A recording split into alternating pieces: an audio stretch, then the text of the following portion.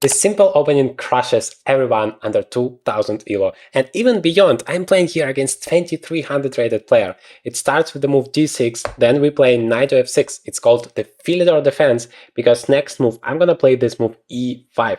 Exactly, knight c3, defending the e4 pawn. Pretty much everyone is gonna play that against you, and then we play the move e5. This is so simple, because you can play it against everyone and against anything.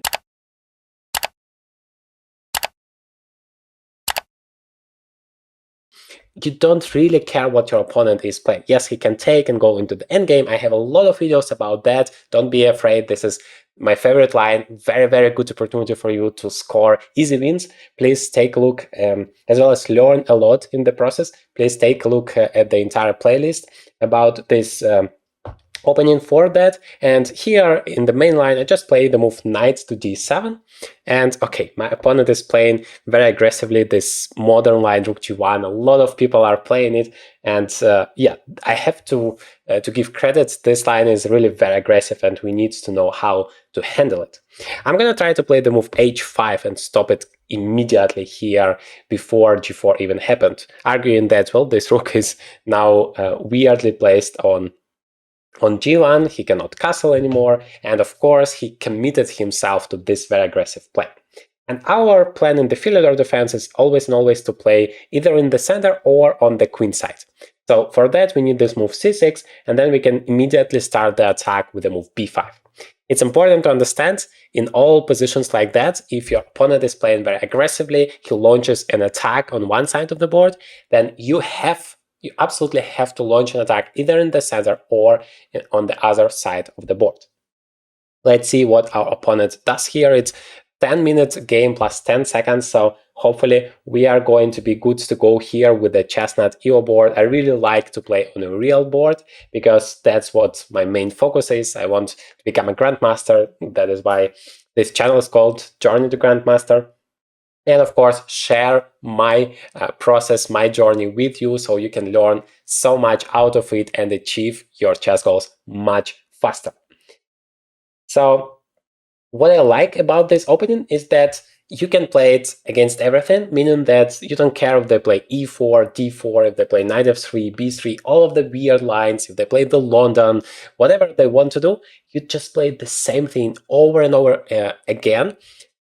And you have so much experience in this line. And what I also like is that it's not a mainstream line, because your opponent will see it like once in 100 games, so that he has so less experience. For example, my opponent, he knows here the rook g1 move because he has seen it maybe in a video, maybe somebody told him, but he doesn't really know the ideas here, and that is why he's stuck. By the way, another huge advantage of this opening is that you save so much time. You know your moves, you understand the ideas with the time. Very good. Again, this playlist of the games I play in this opening will help you so much to know what you do against all sorts of ideas your opponent might have. And so once you do understand those ideas, you play those moves very fast. That saves you time for the really important part of the games, the middle game and the end game. And it puts a lot of pressure on your opponent, because when you make your moves instantly, then he has to think about his moves and well, deal with all of the problems that you create for him. Okay, my opponent played here bishop c4, which is a typical idea in the Philidor defense without the move rook to g1, and the idea is to play knight g5 and attack that f7 pawn. This is not something we can ignore. We have to be very, very serious about it. And normally we just play bishop e7, because after knight g5 we can just castle. But now that we have already committed ourselves to the move h5, that might not be so great. So let me think about it. I actually they normally continue with the idea h3 g4 or bishop e3. So actually haven't seen the move bishop c4 in this move order before. So I have a choice between the normal plan bishop e7 and castles, or in case of knight g5, or just taken on d4, so that I have this move knight to e5, which would defend the pawn on f7 and attack the bishop on f5 on c4, sorry, at the same time. Yeah, very interesting. I think I'm gonna take on d4, because that's going to be more active, and I normally prefer a more active approach, creating as many problems for my opponent as possible. He actually takes with the queen. That's a little bit unexpected. But again, the main idea is knight g5 is never a problem now, because I always have knight e5 defended and with the tempo. Sometimes I even have the move knight to e5 anyway, sacrificing that pawn, but in this case not, because it's going to be a check. So I'm going to play this move c6. Please remember this move. It's extremely useful in all sorts of Philidor variations, because this knight on c3 is now so restricted. It has no active opportunities, no ways to go forward, and people don't realize that until it's too late. All right, I think his idea was to castle long as fast as possible. That is why he took with the queen, for example, develop his bishop now, long castles and stuff like that. But I also have my ideas. I can play b5, I can play knight c5, creating some problems for him. Let's see who is going to be more successful with his strategy. But all of that doesn't take into account this rook on g1. It's now a weirdly placed piece. As long as g4 is not possible, the rook is doing absolutely nothing there. But maybe after bishop f4, long castles, he can just bring his rook to e1, having so-called perfect development in the center. So we have to be active. We don't want to just passively stay here on this part of the board, waiting for our opponents to come and destroy us. No, we have to launch our counterattack.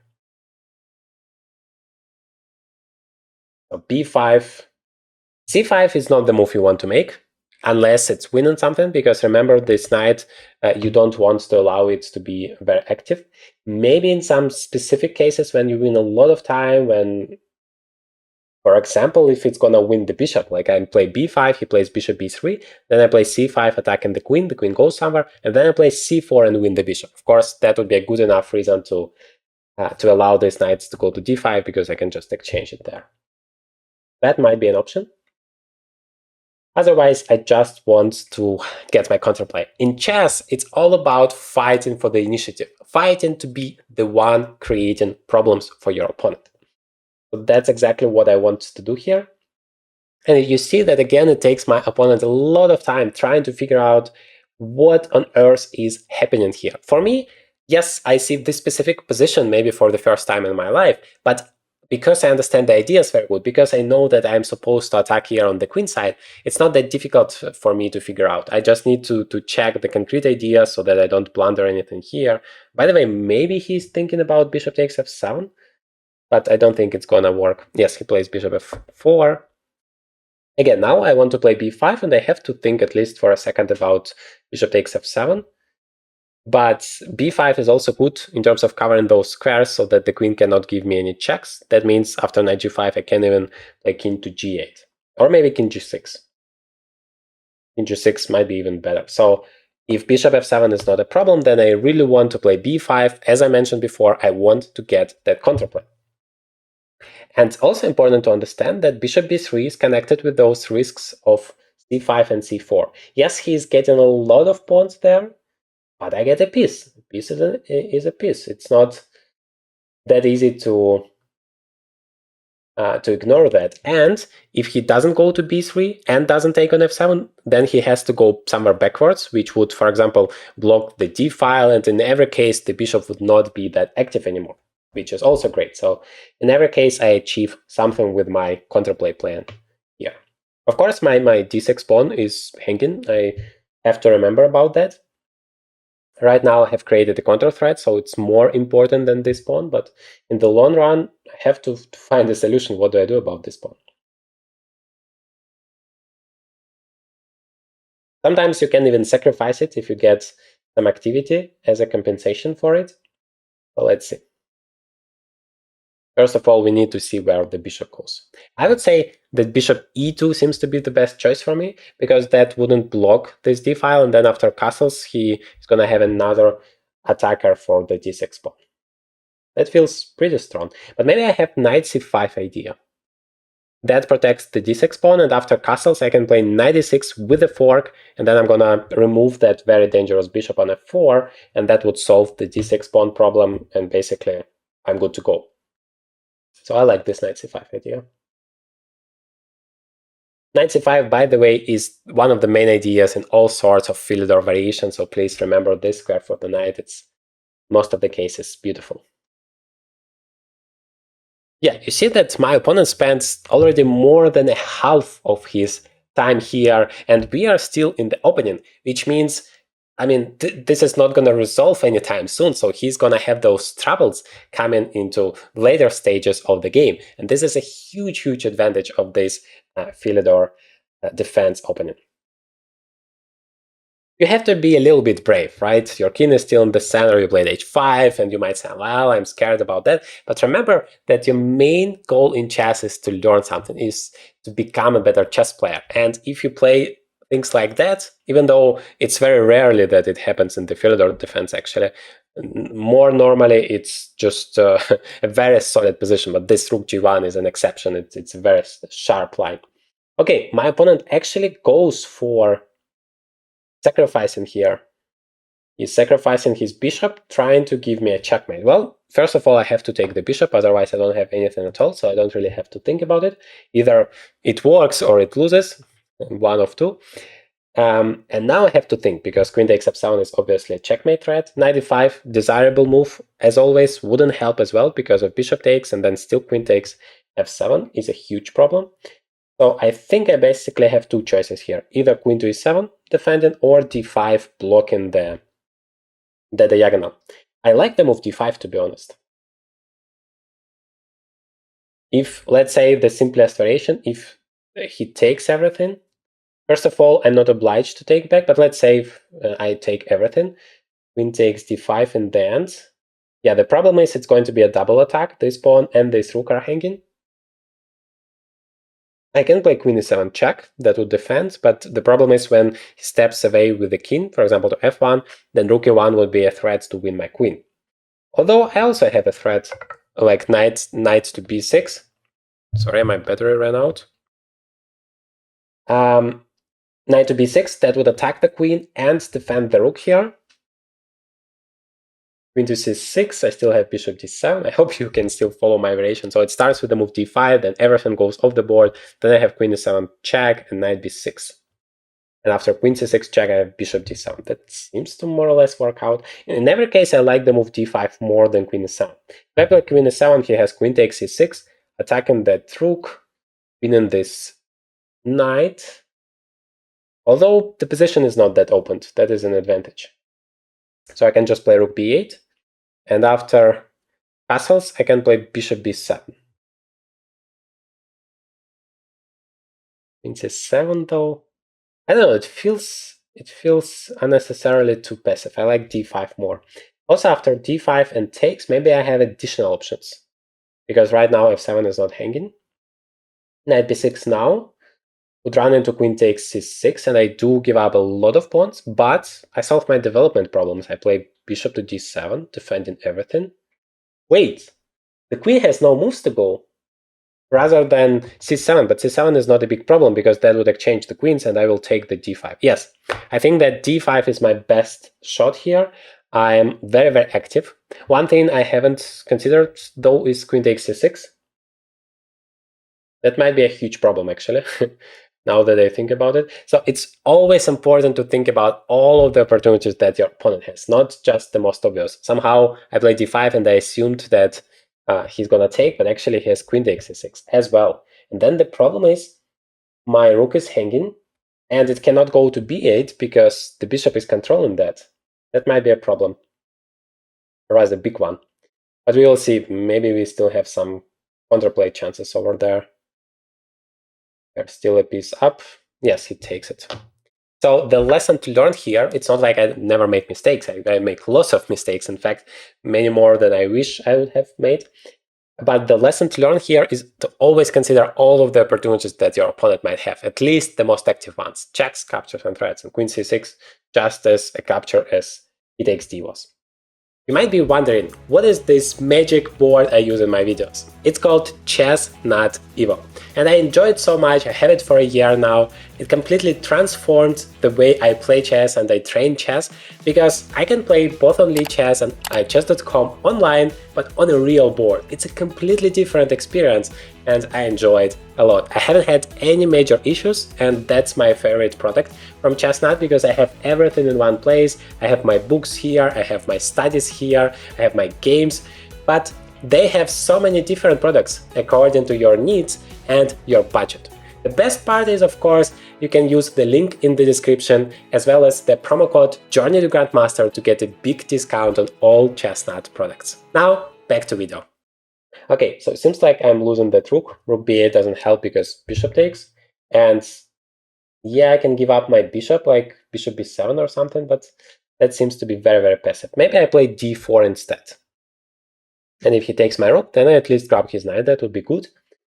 But otherwise, yeah, he has actually knight to b5, which creates this knight c7 problem. But I have check, bishop b4 check. It's always great to give a check.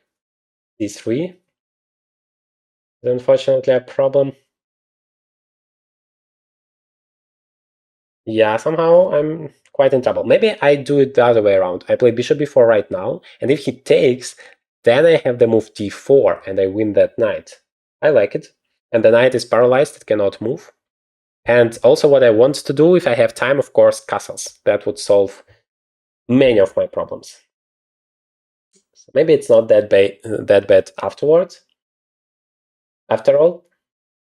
So queen takes a8, I have d4. And queen is kind of offside there, wasting a lot of time to grab my rook. So that also helps me a lot.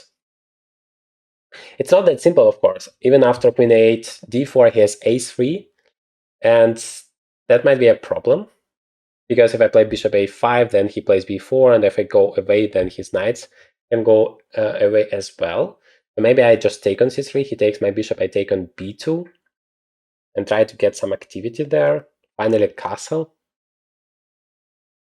Try to use the fact that his king is in the center, and this rook, remember, if he doesn't castle at all, then this rook is basically not participating in the game at all. And that might be a chance for me. Do I have any alternatives to d4? Maybe at some point I can play knight to b6. Remember that idea that I have after queen c6 to play bishop d7. And then, again, the queen almost has no moves, but unfortunately it has c7 square. By the way, maybe it's even not so bad for me. I'm an exchange down, but I have the d4 idea. But unfortunately, he always can answer with a3. And then I don't have much. Let's see. First of all, my opponent is again in time trouble. Another idea I have, maybe I don't have it. Because my bishop is hanging. I thought about queen takes a8, d4, a3, queen a5, adding another attacker, but the problem is queen c8 is a check and winning my bishop. I'm like a little bit not in time for that. Maybe I do just take the knight, the pawn, and castle, and try to continue playing with my initiative, because as long as this rook does not participate, I will still have extra material.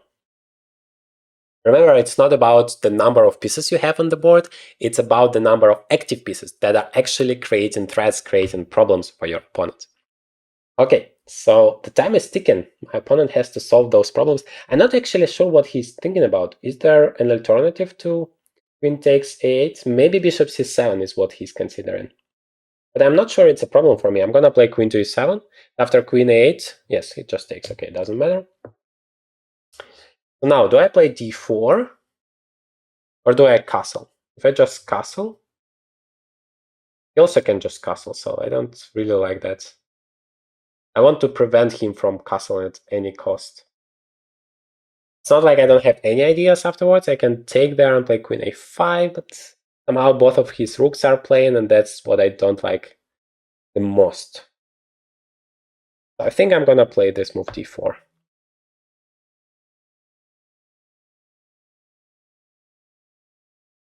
Yes, I anticipate the move a3 here.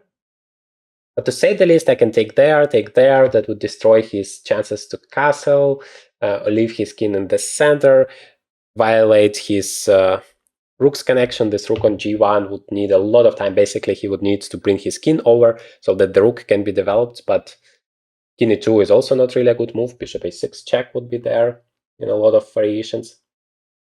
So he does have some problems to solve. After a3, maybe knight b6 now is a move. Let's try to consider it. Yeah, but then queen c6 and queen c7 was the problem. I think I'm gonna just take it.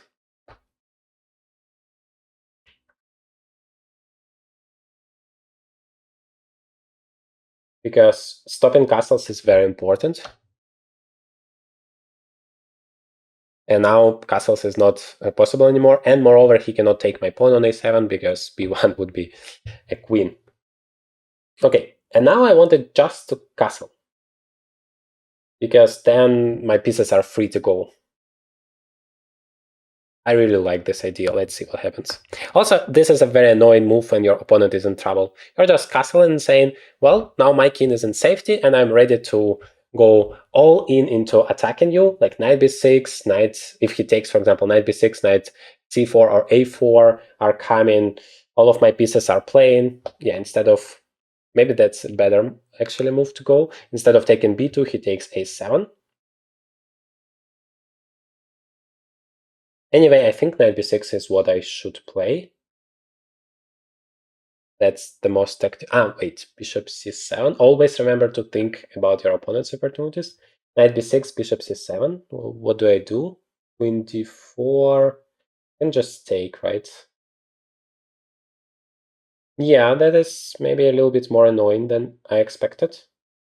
And also I cannot develop my bishop. Queen a7 is pretty good. Queen a7. Wait, but queen a7 is a good move. Because I attack both of the e4 and b4 move. That should be good. Like the drawback is that okay, he plays queen d4 immediately, trying to solve both of the problems. But again, I win some time. It's always great. How do I use that time? Bishop b7 seems to be a desirable move, but he just has f3. That's a little bit annoying. Then I have knight d5, attacking the bishop and the knight if the bishop goes away from the diagonal.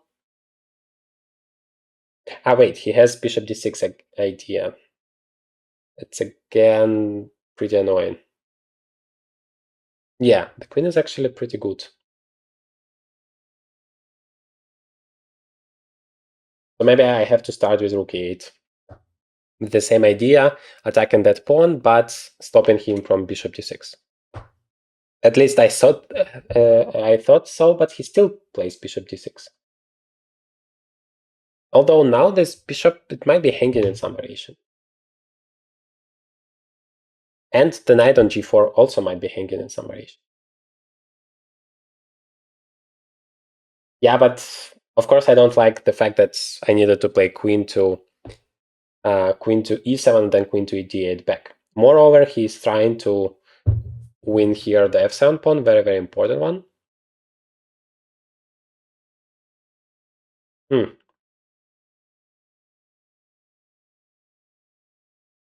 And it's not like I have a good solution against it. Maybe the pawn itself is not a big problem, because everything is more or less protected. Can I play knight takes e4?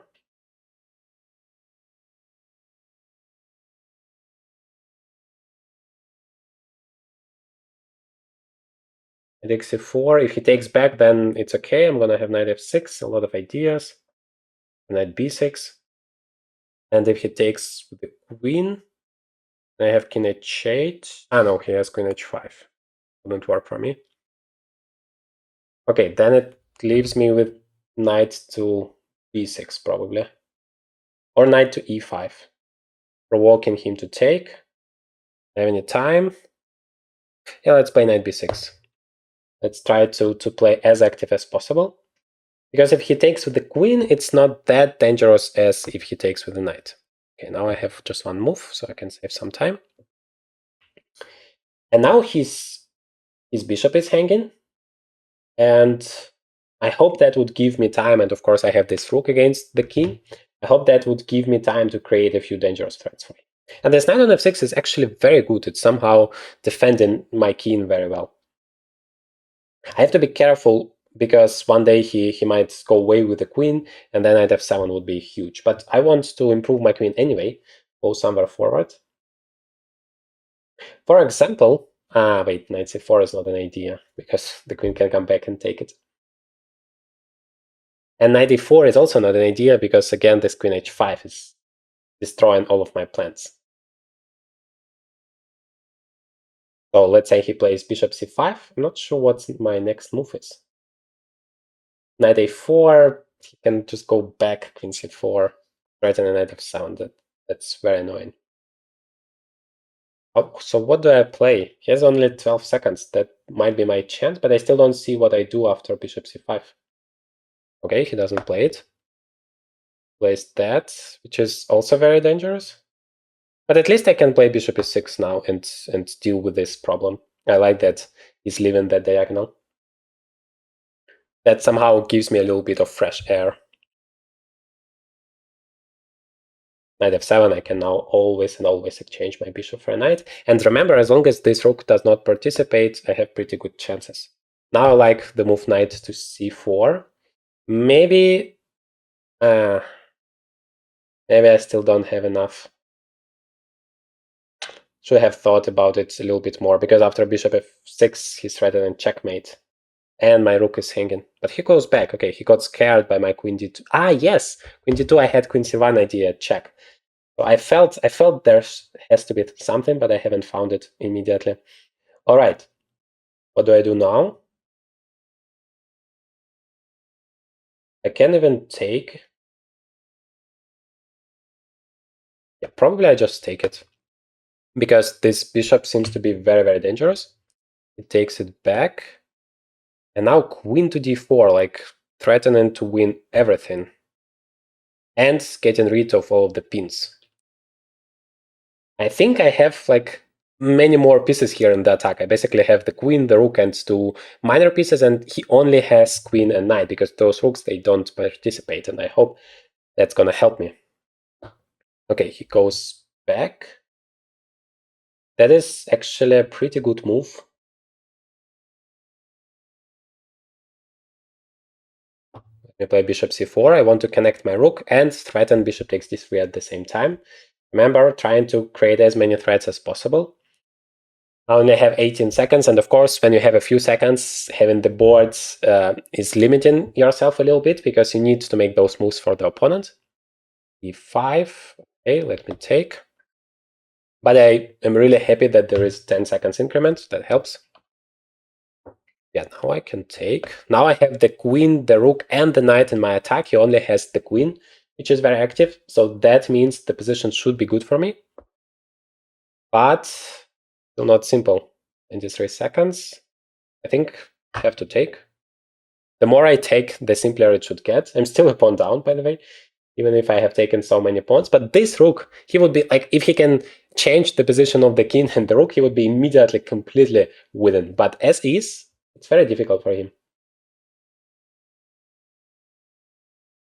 I want to jump with my knight somewhere like g4. Now that I finally can do that, that would create even more ideas. Okay.